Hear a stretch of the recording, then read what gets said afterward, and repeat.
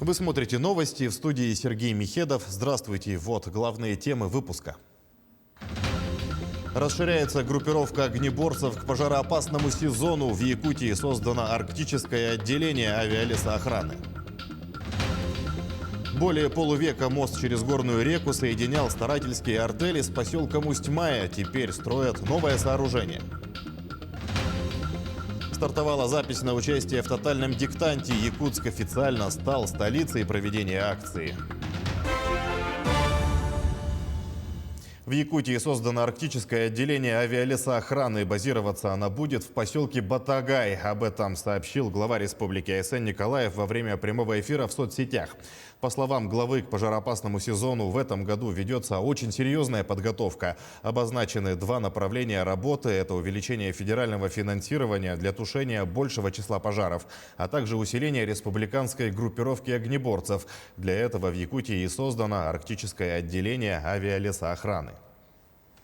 Замену и реконструкцию участков проведут на газопроводе Кызылсыр, мостах Берге-Якутск. Общая протяженность работ составит 15 километров. Кроме того, предусмотрена замена и реконструкция газораспределительных сетей протяженностью 17 километров, в том числе в рамках нацпроекта «Безопасные и качественные автомобильные дороги». Об этом сообщил гендиректор Сахатранснефтегаз Алексей Колодезников. Также в этом году введут в эксплуатацию 40 километров второй резервной нитки магистрального газопровода Кызылсыр-Вилюйск-Верхневилюйск для обеспечения безопасной эксплуатации подводного перехода через реку Лену проводят берегоукрепительные мероприятия. Вдобавок проведут реконструкцию и ремонт 16 газораспределительных станций и 13 газорегуляторных пунктов. Мостовой переход через горную реку Аллах-Юнь в Усть-Майском районе более полувека служил важнейшей транспортной артерией и соединял старательские артели с районным центром. Сейчас на этом месте строят новый современный мост. Каким он будет, расскажут наши коллеги. Больше полувека служит и выполняет функции по перевозке народно-хозяйственных грузов в горняцкие поселки и старательские артели мост через реку Аллах-Юнь, причем и зимой, и летом. В последнее время опоры моста и настил пришли в негодность, и передвижение по нему, даже небольших машин, стали опасными для жизни. Руководство района неоднократно ставили вопросы о строительстве нового мостового сооружения. И вот в 2020 году правительством Республики Саха-Якутия принято решение о строительстве нового современного моста. Мост был в плохом состоянии, по нему перевозились груза, у нас уголь, получается, на поселке, нефтепродукты, а также продукты продовольствия. Старательские артели завозили себе технику. Но сейчас, соответственно, с новым мостом будет намного все лучше. И развитие района, я так думаю, продолжаться будет. Длина нового моста 326 метров, грузоподъемность 100 тонн. Строящийся мостовой переход будет иметь 6 опор, 2 береговые и 4 промежуточные. Сейчас производятся работы по сооружению 3 промежуточных опор и 1 береговой. Подрядная организация ООО «Строймост» имеет большой опыт в строительстве мостовых сооружений. На данном этапе строительства ведутся работы по возведению опор. Опора 3, это вы сейчас видите, и опора 4. Ведутся буровые работы по опоре 6, это наша береговая опора. Вот. В планах еще нам до паводка предстоит забурить опору номер 2. Ну и готовить все к тому, чтобы можно было в последующем произвести монтаж пролетных строений. В бригаде Вадима Евгеньевича на строительном участке работает 38 человек, за плечами которых не один построенный мост в Республике Саха-Якутия. Они хорошими темпами и в сроки ведут строительство. Отставания от графика нет. Спасибо. Сейчас строится нам мост через реку Аллах-Юнь новый. Спасибо правительству, главе республики. По информации УКС ГКУ, Управдор Республики Саха-Якутия, стоимость этого контракта 952 миллиона рублей. Вот по плану в 4 квартале 2022 года.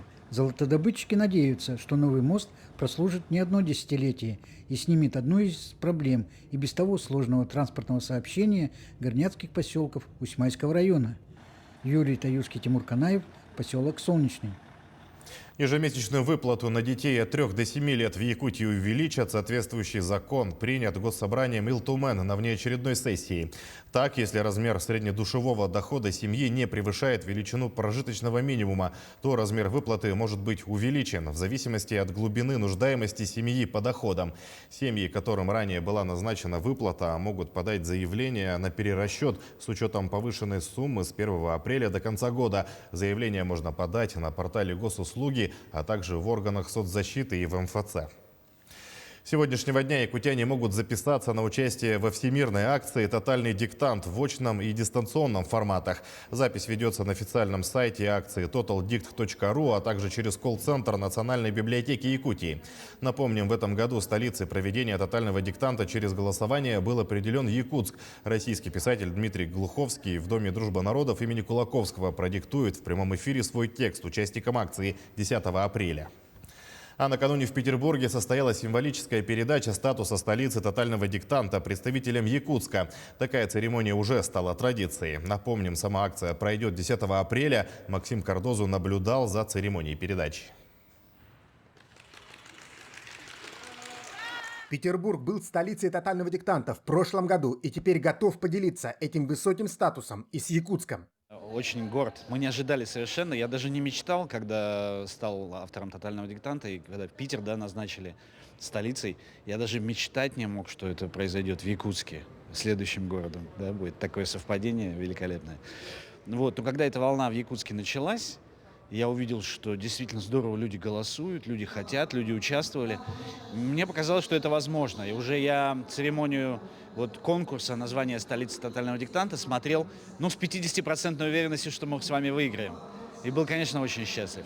Стать столицей тотального диктанта хотели десятки городов после первых этапов и онлайн-голосования. В финал вышли лишь 6 заявок. Якутск обошел всех. Всего будет в городе около 30 площадок, а в республике 89. Активное участие изъявили желание принимать не только школы, но и национальные библиотеки. Это наши партнеры главные. И из министерства тоже сказали, что будут очень активно принимать участие. На подготовку к диктанту в этом году из-за пандемии у организаторов было всего лишь 2 месяца. Обычно на это уходит больше полугода. Но Якутск справился с задачей и уже готов к акции. Наша задача была сделать фестиваль грамотности, который мы проводим, максимально полезным. Поэтому это эксперты в области русского языка как иностранного, которые вычитывают программу повышения квалификации для вузовских педагогов по этой тематике. Это эксперты в области преподавания современного русского литературного языка, которые ведут параллельно программу повышения квалификации, которая называется «Динамические процессы в современном русском языке и литературе». И как понятно из названия этой программы, это еще эксперты в области современной русской литературы. В рамках марафона тотального диктанта также состоятся встречи с писателями, откроется Центр грамотности в Национальной библиотеке, пройдут конкурсы, семинары и викторины для школьников. Так что Якутск ждет настоящий праздник русского языка. Максим Кардозу, Евгения Арьянова, Виктор Улисов, Санкт-Петербург. Работники сферы культуры Хангаласского улуса обменялись опытом в формате профессионального коучинга. Это когда более опытный сотрудник помогает менее опытному коллеге достичь профессиональных целей. Мероприятие состоялось в селе Тихтюр и собрало около 80 работников учреждений культуры района. Коучинг проходил на 4 площадках. На каждой из них обсуждали текущие проблемы и пути их решения, а также делились опытом и своими наработками. Для руководителей культурно-досуговых учреждений возникает вопрос, как с заполняемостью 50% мы можем проводить наши мероприятия, которые у нас запланированы. И как раз-таки на этом профессиональном коучинге мы вместе все обсудим эти все моменты, все детали, которые нам действительно нужны в работе. И мы хотим какие-то свои, может быть, предложения внести, разработать, озвучить свои проблемы, чтобы мы пришли к единому мнению. К профессиональному празднику работника культуры в Алекминском районе приурочили презентацию и вручение памятных знаков. Елена Фаст подробнее о новых наградах. Впервые в Алекминске разработаны и вручены людям новые знаки за сохранение и развитие национальной культуры в городе Алекминске. Номинации за сохранение национальных традиций в городе, в муниципальном образовании города Алекминск. Заказали наградные материалы, в городе Якутске.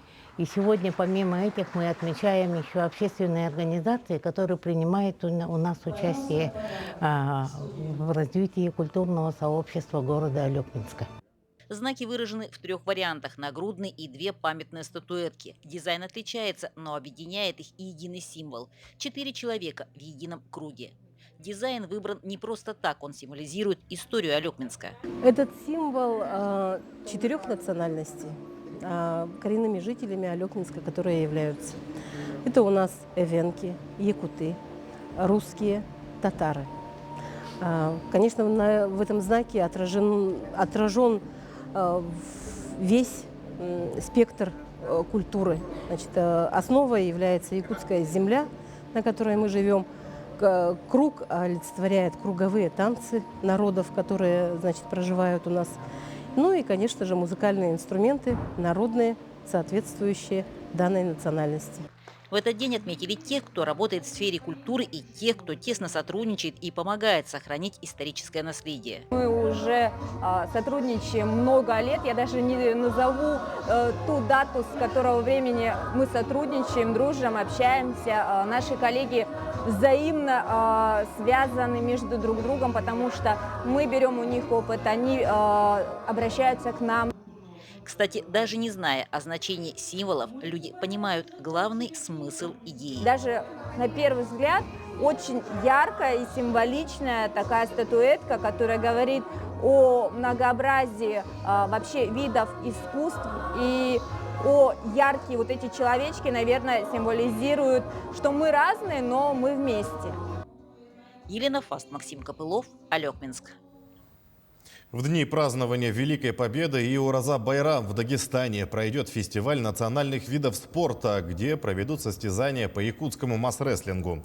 Развитие масс-рестлинга в Махачкале активно поддерживают. Например, специальное оборудование в прошлом году было установлено на территории городского пляжа, где познакомиться с якутским национальным видом спорта мог каждый желающий.